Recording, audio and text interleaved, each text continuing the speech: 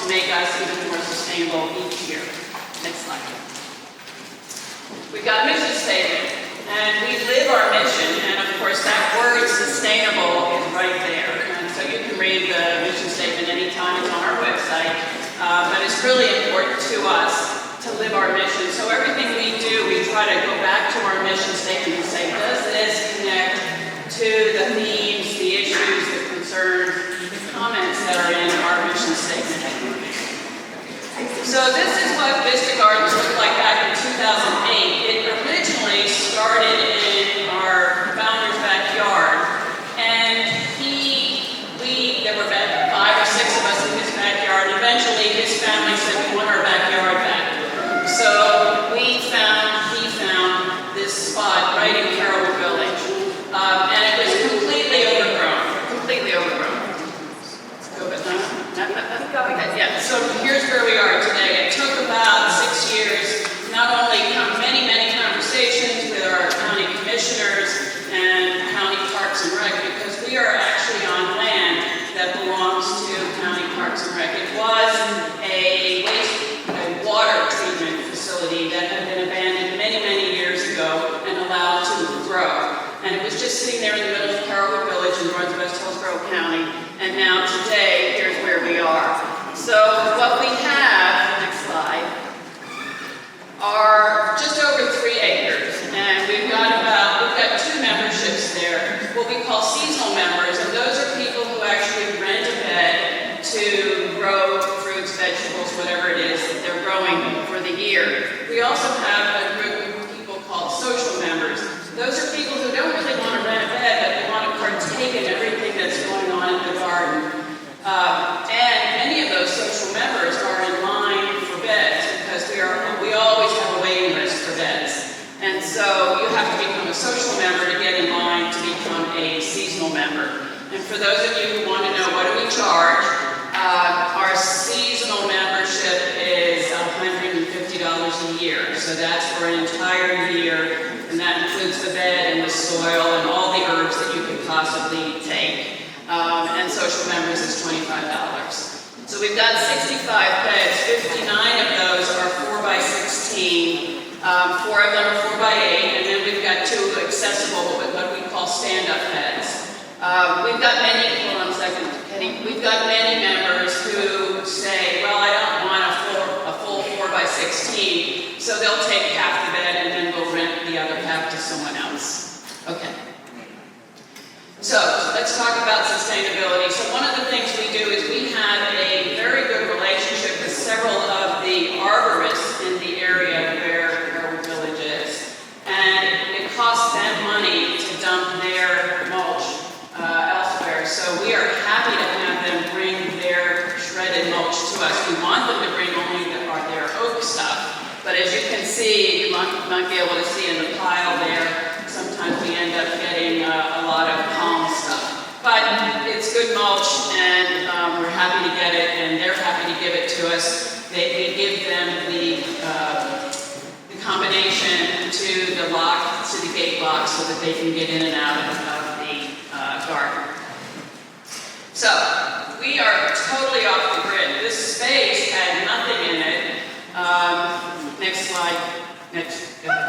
So Tico said to us, if you want us to bring electricity in, it's going to cost tens of thousands of dollars to do that. And we said we don't have that. We had no money. We also have no access to Hillsborough County water or sewer. So what do? So we came up with a number of ways to solve those problems.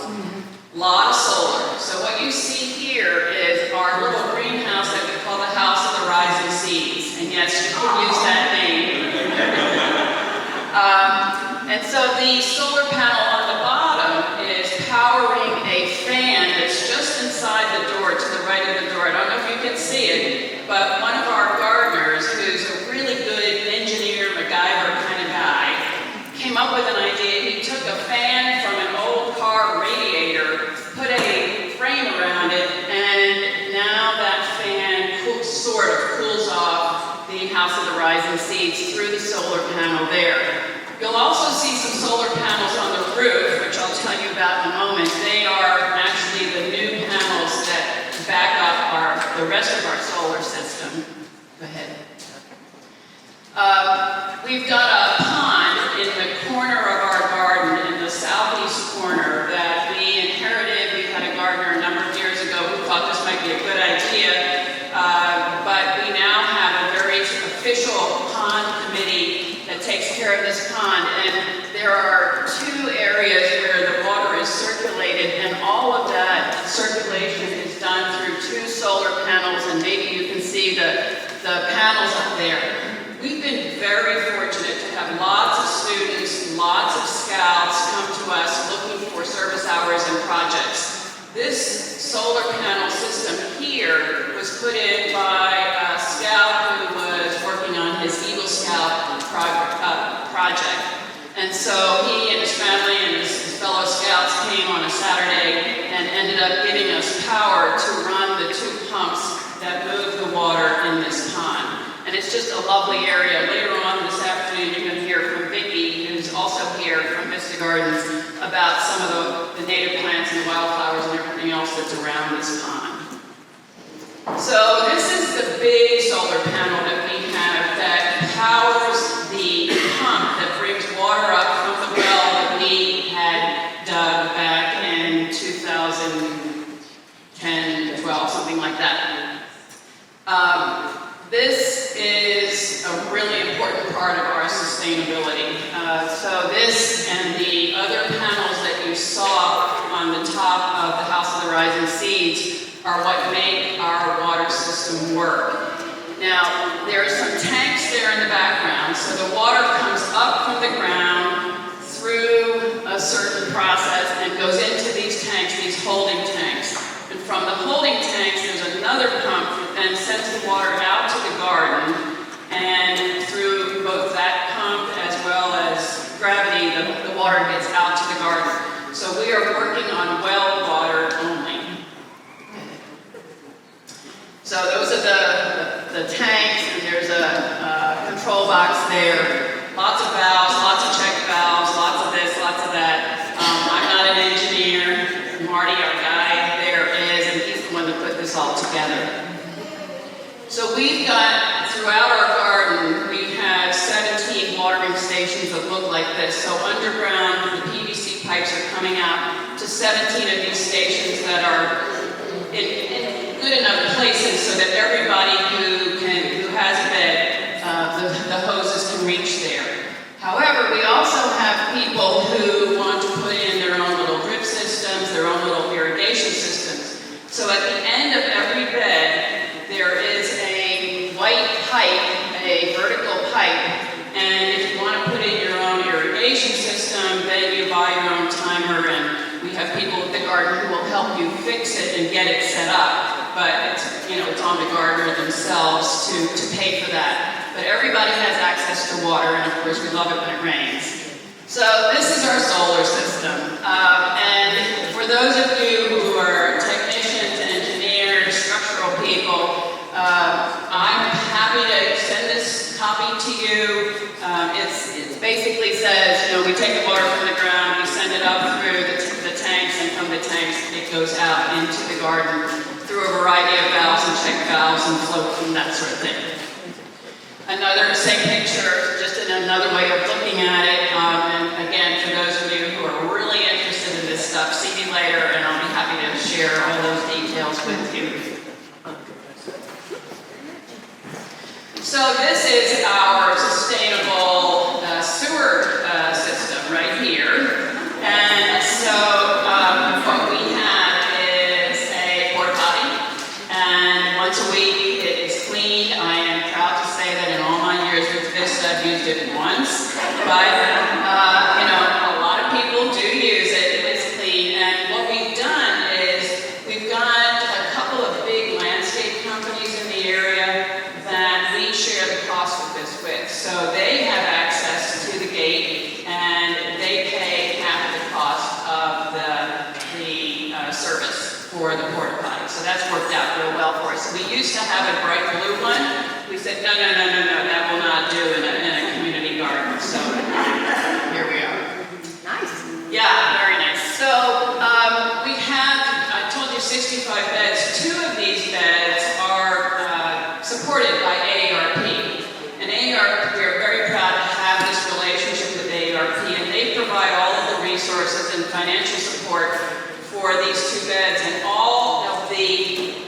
produce from these two beds goes to our food pantry. Now, I'm sitting at a table today with Seeds of Faith, and they're telling me they've got 35 beds or 45 beds that go to the food pantry where they are. But, you know, we got 2 beds. This is good. This is a good start. So we're very proud of the fact that we've got volunteers, and we are all volunteer. We have no paid staff, and there's a group of, and I don't know if Ron's here or not. Ron here? There's a group of 5 or 6 people who specifically spend their time making sure that these 2 beds are productive. So we've got these 2 ARP beds. Go ahead. So in 2021, 660 pounds of produce from those 2 beds. Just from those 2 beds. So it shows you how productive a bed can be. And that goes to the church food pantry, which is about a half-mile down the street. Then, about 5-6 days a week, we have a compost committee that picks up buckets from the pantry, and they have picked up, last year, they picked up 16 tons of discarded fruits and vegetables from the pantry. That comes back to us, to our compost system, and then it goes into our compost system, and that finished compost then goes out to the gardeners, that into the ARP bed to help them grow even more vegetables and more vegetables. So it's a wonderful loop, and we're proud of how that works. So here's what we call our black gold mine, and this is our compost setup here. We've got a whole committee that's involved with this. We have about 10 or 11 committees, and at the board level, we try to stay policy and governance and push all of the decisions and the day-to-day activity to the committees, the committee chairs. So this is the black gold mine, and we have a sign there that reminds our gardeners and our neighbors who bring their own compost in what they can bring in and what they shouldn't bring in, and help them learn about green, brown, green, brown. We are always looking for oak leaves, and so we constantly ask our neighbors to bring us their oak leaves. We are trying to get away from plastic bags, and so one of our goals for the next year is to build a corral of some sort that will be covered where people can come and dump the leaves and then take that plastic bag home and use it again. So that's a goal, a sustainable goal. We also have all of our bins. We started out with a couple of bins years and years ago that were wood. They fell apart, and then we went to geo bins, and then they fell apart. And so now some of our people on our compost committee have designed these wood and wire bins, and I'm not sure how well you can see, but on the short end, you'll see in one of the next pictures that you can move one of those ends and make it easy to turn so that you're not having to reach over the top of that bin. So this is Hugh, and I don't know how old is Hugh. He's got to be in his 70s or 80s. He's out there turning compost. So there's 6 of those bins, and then the compost ends up just before the final spot in the geo bins, because that's what we've got, and we haven't built the last 2 yet. And then it goes into what we call the sifting bin, which is the place where if you want to come and sift, you take the compost from there and put it into the sifter. And the sifter, again, was constructed, built by our gardeners after many different tries of how can we make this most efficient. And what you'll see underneath those yellow buckets are kitty litter buckets. And so as they're sifting, all of the finished compost sifts down into those buckets, and then whatever's left in the tray ends up back into the first compost bin because it hasn't broken down enough, and then it just keeps going through the cycle. So let me just go back one slide to MJ. She's wearing a t-shirt that says, trespassers will be composted. So we've got, and you know, they bring music, there's 2 people standing there, sifting, and it's shaded. Even though it's hot, it's shaded, so it works out well. So we have 4 of these bins. You would think of them as the bins that you put next to your pool to put your pool stuff in, or your lanai bins. So there's 4 of them. We're going to be adding a couple more. We also use metal trash cans with holes in them. So we do produce a lot of compost, and because the system is turned, it takes us maybe from the beginning to the end about 3 or 4 months rather than the 6 or 8 months. So it's active, it's a very active compost system. We also do vermicompost, and as the committee who's in charge of this says about the red wigglers do 3 things. They eat, they poop, they canoodle.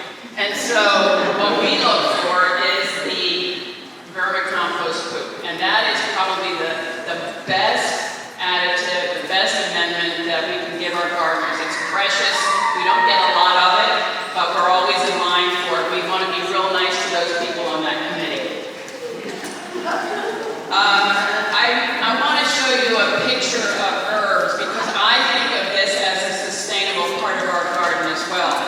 You know, when you have a recipe and it says, you know, a handful of basil or 2 stalks of rosemary, and you have to run to the store and you end up with this plastic piece of something. So first of all, you got a plastic piece of something that you really don't need, and then you've got basil that's probably not going to do anything. It's going to get moldy in your refrigerator. So and Vicki was the creator of our herb garden. It is beautiful, it's big, many different kinds of herbs, and anyone who is a member can come in and get that 2 stalks of rosemary or a handful of basil, and of course there's several different kinds of basil, but lots and lots of different herbs that you and I have never even heard of. And so we have a number of education programs to help people learn how to use the herbs, what kinds of recipes. There are QR codes, there are ideas, all that sort of thing.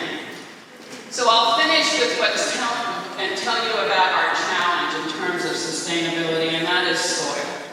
I would love to see this group come together in some way to figure out where do we get the best soil and where do we get the best price for that soil.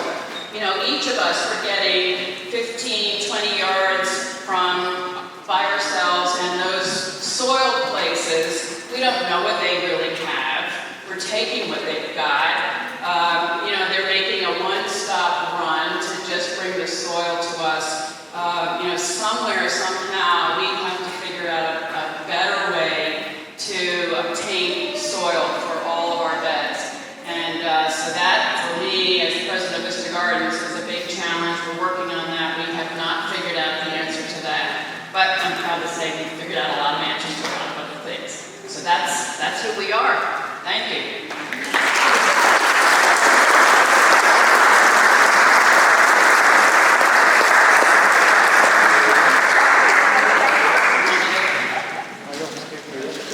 So this is supposed to be a panel, but my other 2 panelists are here, right? So do you want to ask a question?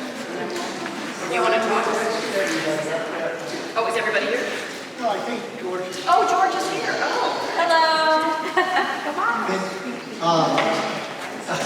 Our next gardener, is here, Georgea Snyder, and she's with the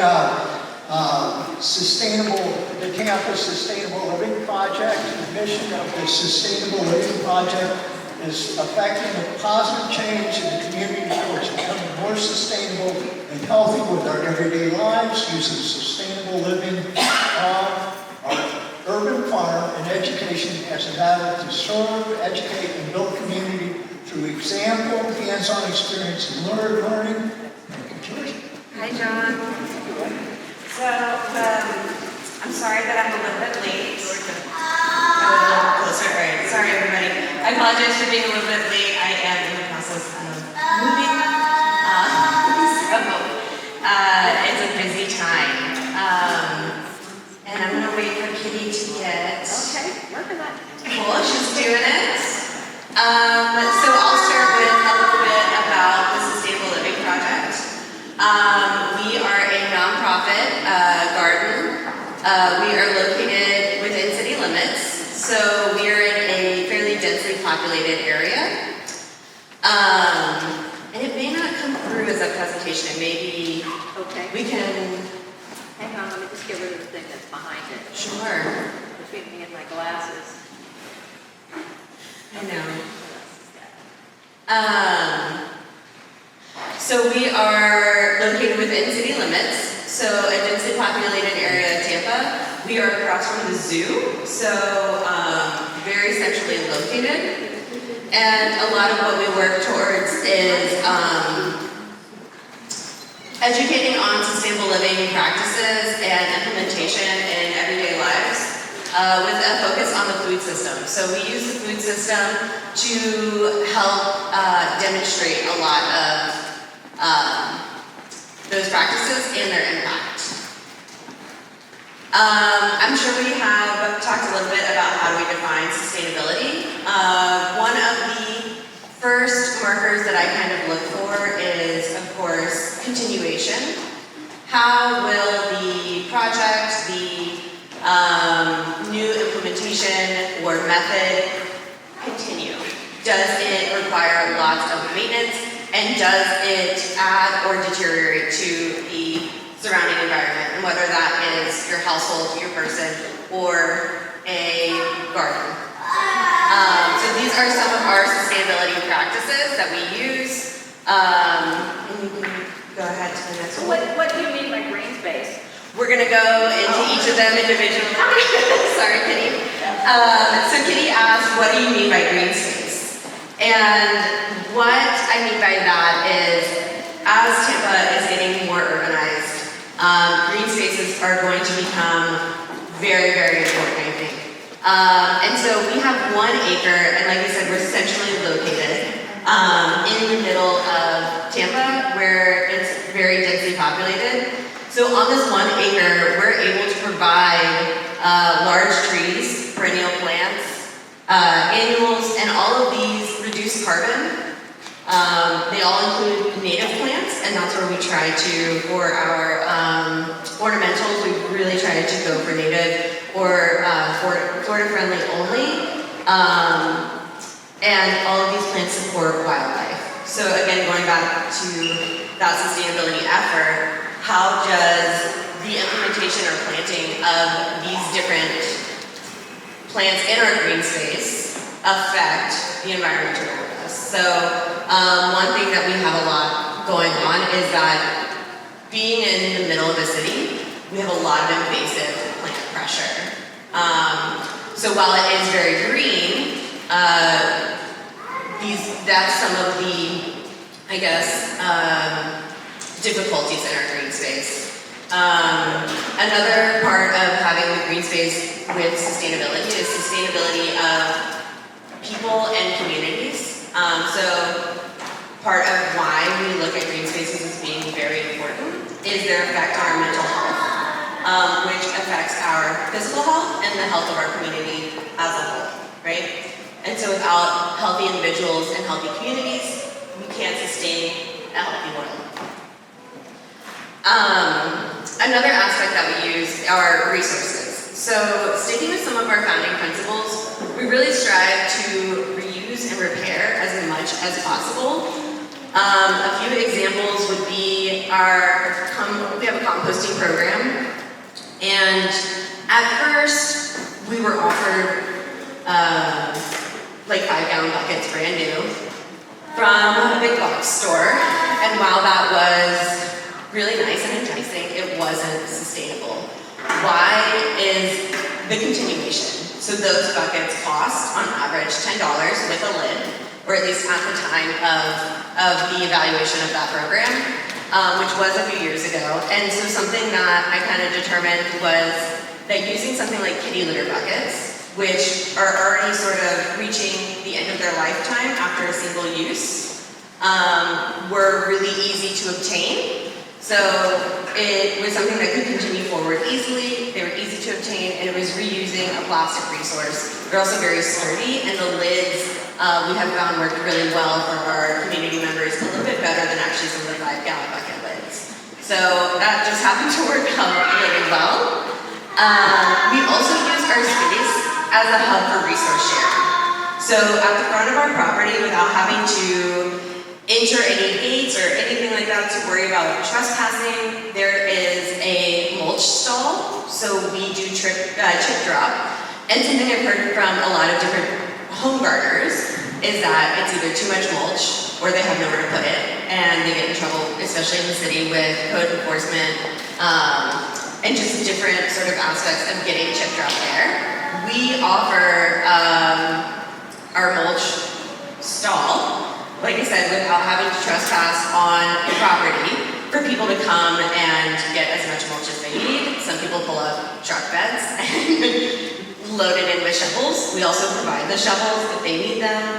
That's usually a call ahead kind of thing, but we can definitely use or provide tools for people. We also will use our chicken food bags. So that's another plastic that is very sturdy, very strong, but is reaching the end of its, traditional use after a single use. So we provide the chicken food bags and a trash can up front so that people can load the mulch into those. And then whenever we get large donations, so pots, or we've had different donations from Amazon, where they give us an entire pallet or 3 pallets. And that's sort of the deal, is you can have all this stuff, but you have to take all of it. There is no picking and choosing. And so something that we've done is use our space as a hub pollinator. So it doesn't include just bees or wasps or butterflies, but also birds and sometimes bats, all types of wildlife are pollinators. And so we look to really encourage that on our property. Next is food system education. This is a huge part of what we do, and it is a passion of mine. And so I feel that one of the biggest strengths that we have is being able to give a baseline knowledge on our food systems. When you have a base knowledge of how the food systems are sort of working, and that includes food production, but also distribution, it allows you to make better informed decisions. Something that I saw a lot were organizations sort of promoting their ideals, which is fantastic, and that is definitely what I think a lot of us do.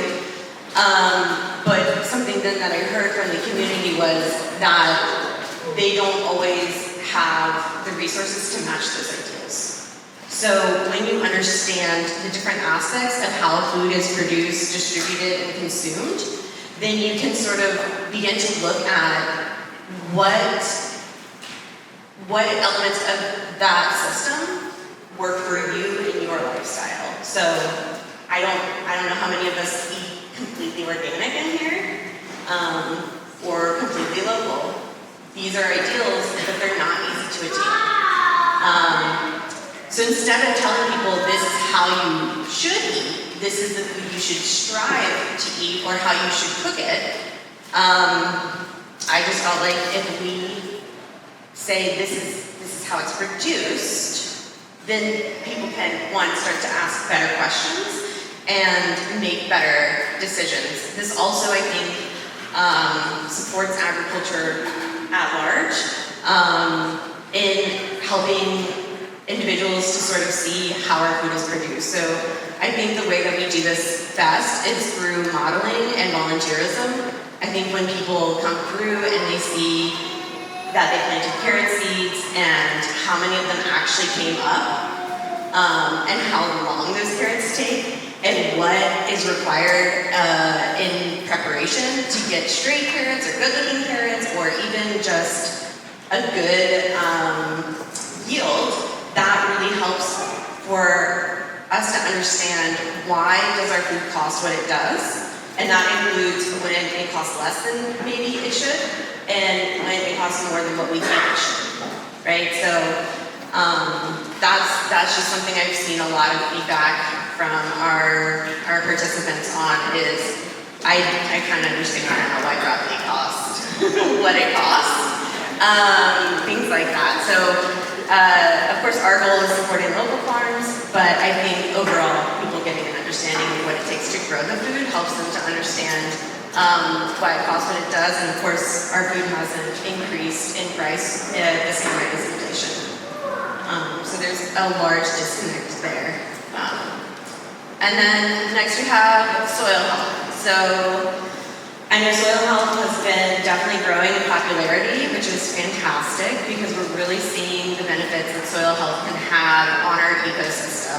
And again, one of the big places that we can do that is through agriculture.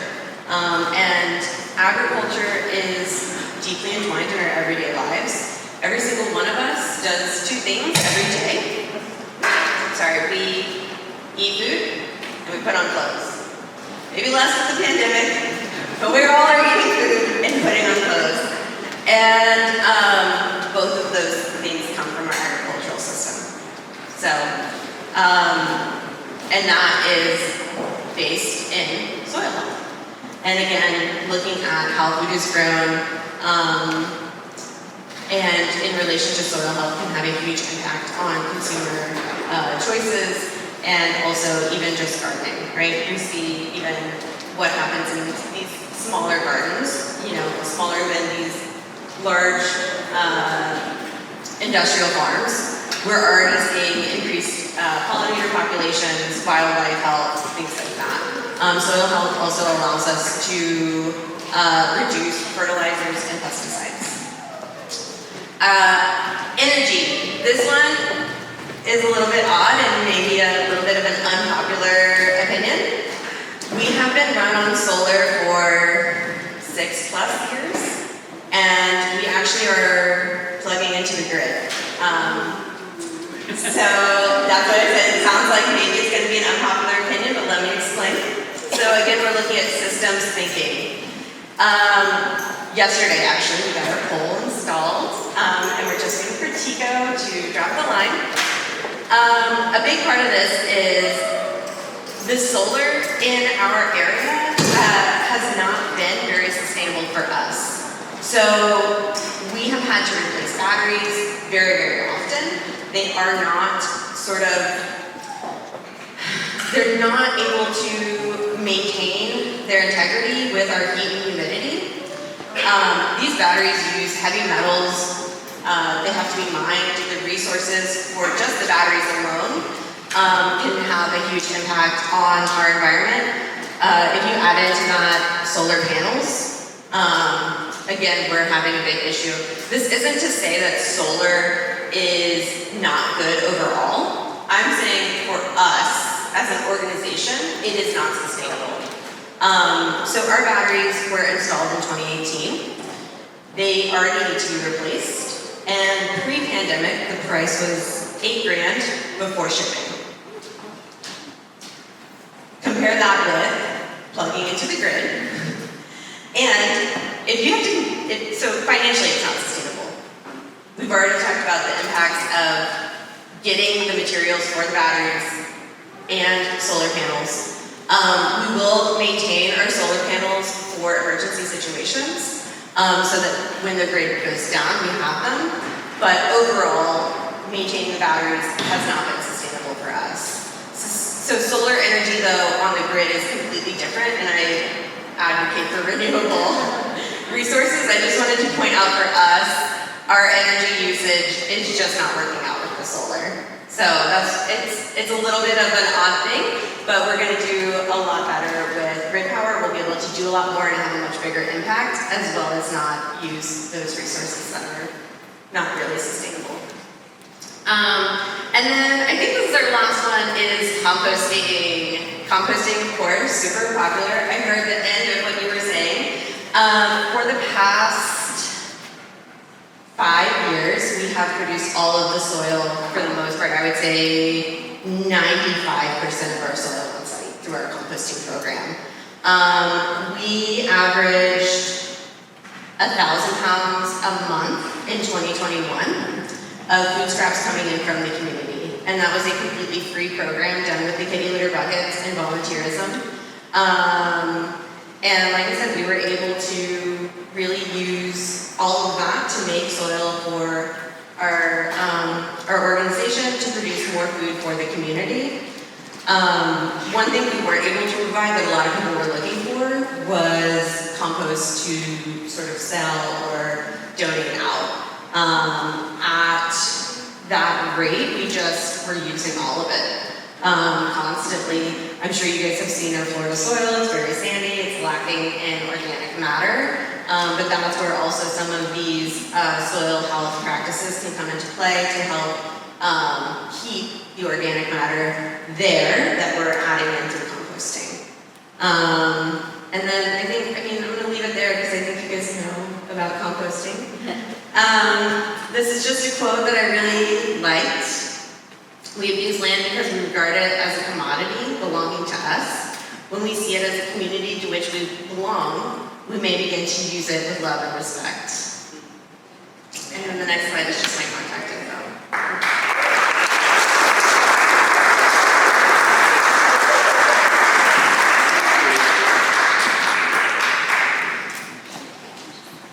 No, just go ahead and ask the questions.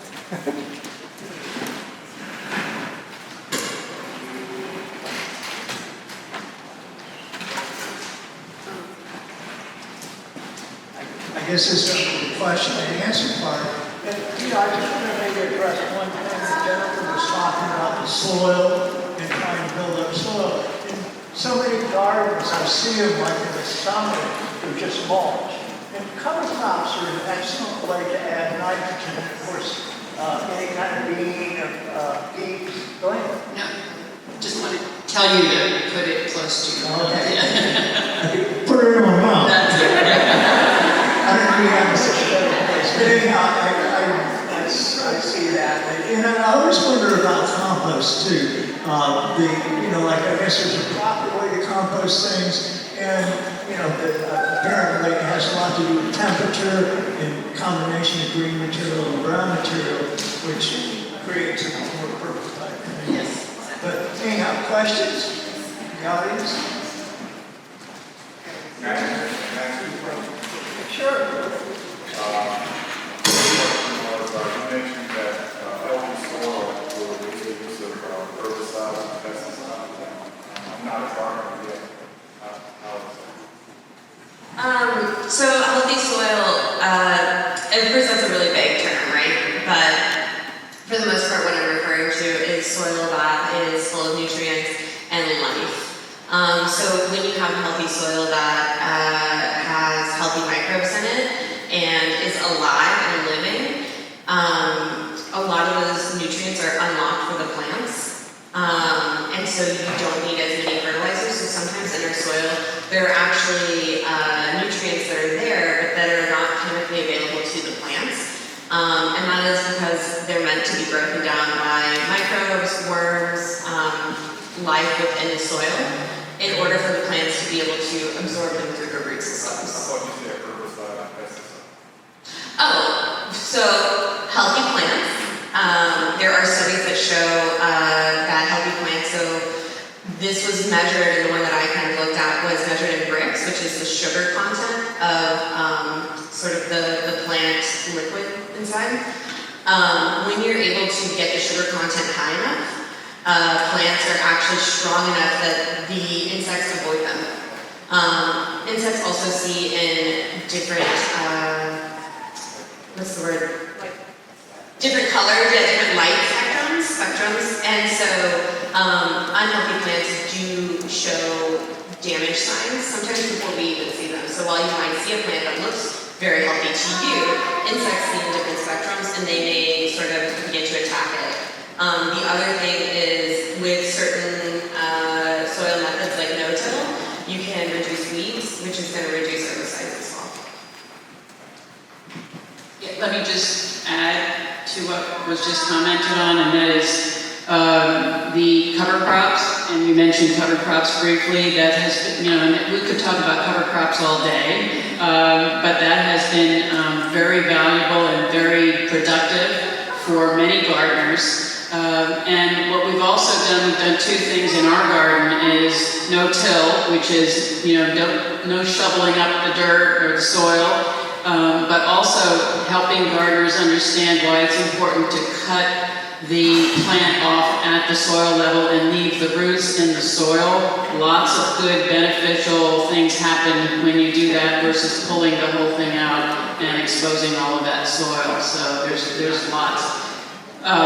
Vicki, I think, is going to talk this afternoon, but we have found that biodiversity, we have not had to use any sort of pesticides at all for a couple of years now that we have surrounded our garden with all kinds of pollinators, meaning wasps that go in and look for pests that we don't want around. So we didn't understand that at the beginning, but now that we have surrounded our vegetable gardens with pollinator plants of all sorts, we've been very successful staying away from all kinds of possible, other than needing more soapy water or stuff like that.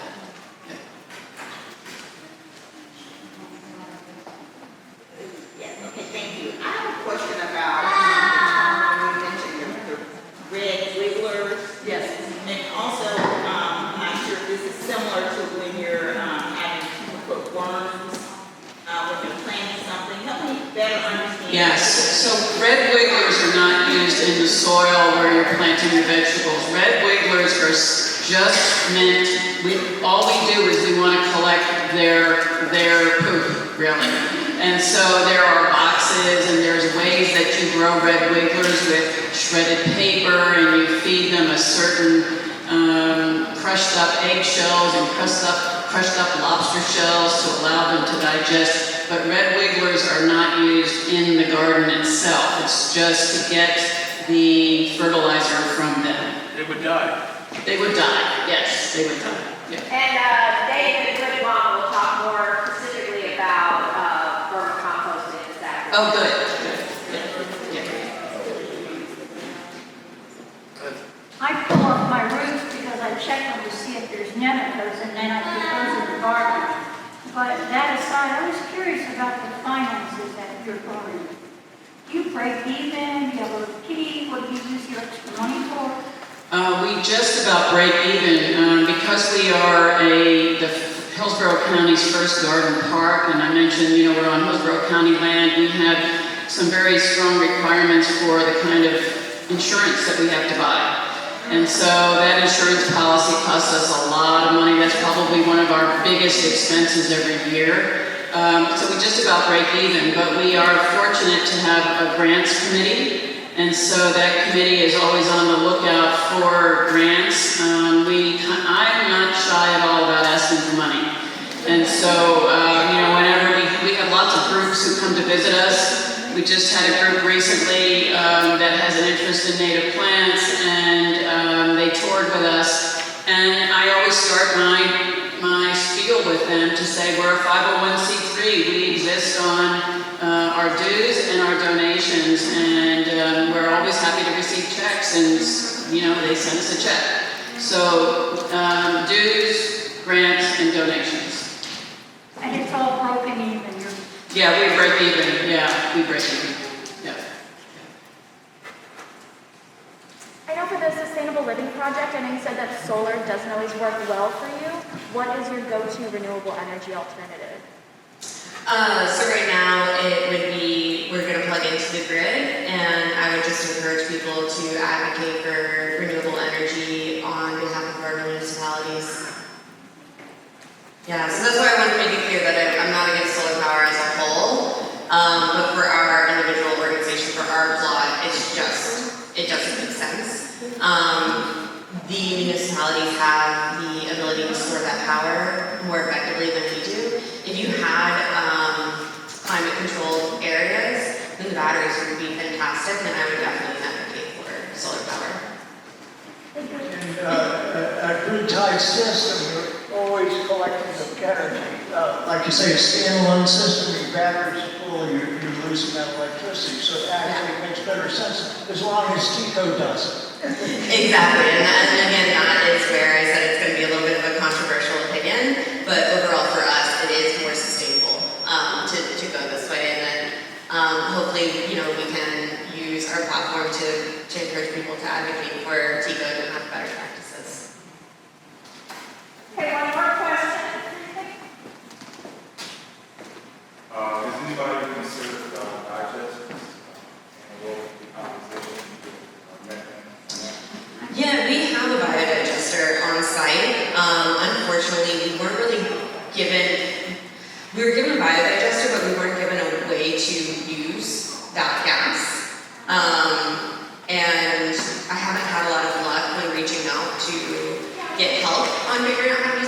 so we stopped using it because it did turn into essentially a methane factory without a way to burn that gas off, which again, unpopular opinion and controversial, is not as sustainable.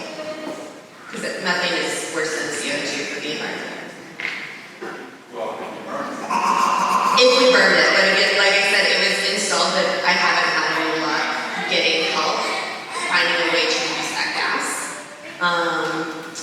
Kind of like what Jennifer was saying, we also have insurance, we have rent to pay. Our cost, our overhead is quite high. I think it's probably one of the highest for any of the gardens because we are on Salvation Army's land. So we are also required to have insurance